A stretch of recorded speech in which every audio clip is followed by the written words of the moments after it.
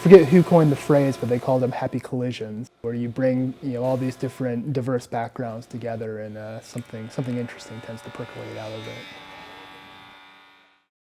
I always thought that there were a lot of really talented and skilled people in Greensboro, but that they always just seemed disconnected. There wasn't a central place where they could all come together and share ideas and collaborate and bounce ideas off of each other. This is a city of makers.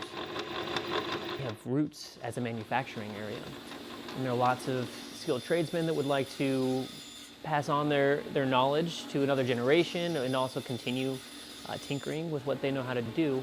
So the idea was simple. We supplied that demand for a place to make and the things with which to make, and people just started flooding in.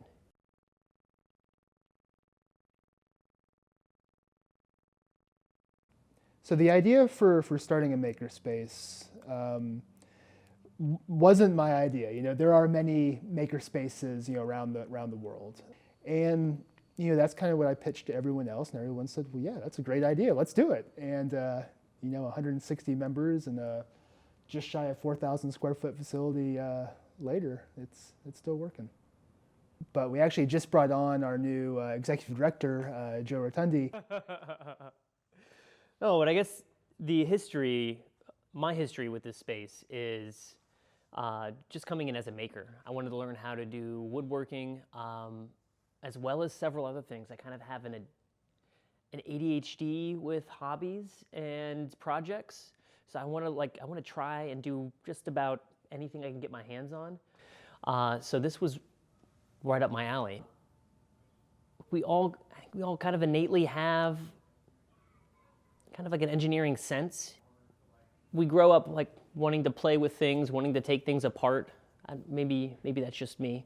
But you kind of want to see what's inside something, and the maker spirit is kind of the next step from that, of like taking things apart, discovering and seeing what it is, and then seeing how you can apply it to something else. We're focusing on creating an atmosphere or an environment for people to grow in, making sure that the tools and the knowledge on how to use them are accessible to anyone. It's very democratizing. You don't have to rely on necessarily the giant corporations for a future now. You can, with the low barrier to entry, it makes it easier for entrepreneurs to start these small businesses and to kind of forge their own path and create new ventures.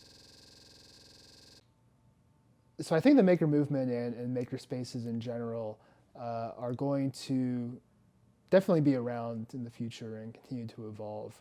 And right now it's a kind of an equilibrium between a lot of forces. There's one side that wants to keep it in essence kind of anarchy to it, allow people to keep making different projects and kind of experimenting and following their own interests.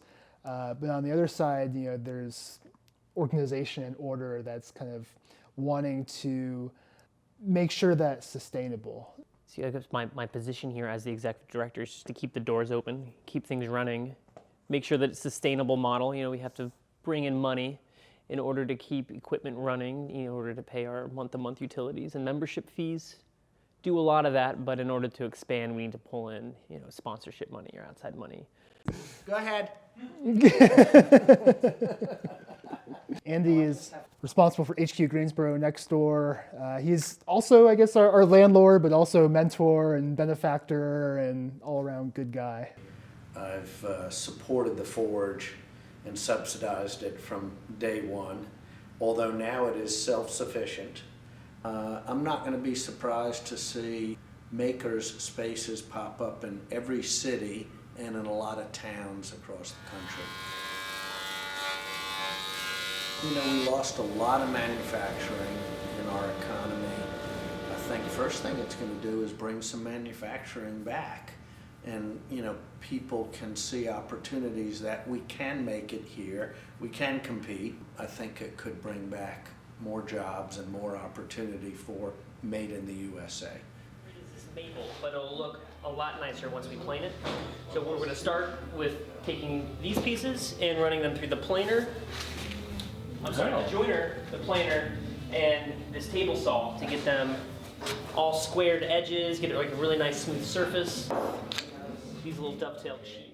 As human beings, we're just innately makers. Regardless of what career path we choose, we've always used tools as a species in order to change our environment or to make new things, to make our lives easier. The past couple decades, we've been able to manufacture things in mass. We kind of got into a consumer mentality. We kind of throw things away. It's really disposable. So this maker mentality comes out with people want a little bit more customization. People want something specific to their needs as opposed to this object will work for everyone in every situation, and that's really not true. One interesting thing about the dynamics of a makerspace is that you have people from different design disciplines or from different backgrounds with slightly different perspectives, having conversations or bumping into each other and asking each other questions outside of their expertise. That's one of the most interesting conversations to watch happen here, and I think it's going to be one of the biggest benefits in the future coming out of makerspaces.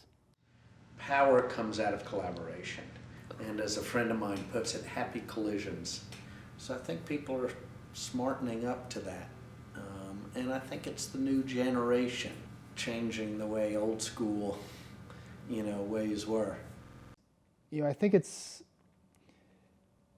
not just us. I think it's a broader kind of movement that people that are living in these communities are wanting to take a more active role in them instead of kind of passively waiting for city services to do something. They say, well, I'm just going to do it. It is our city. Let's make it what we want it to be. One of the things I try to instill in people is that things happen because people make them happen.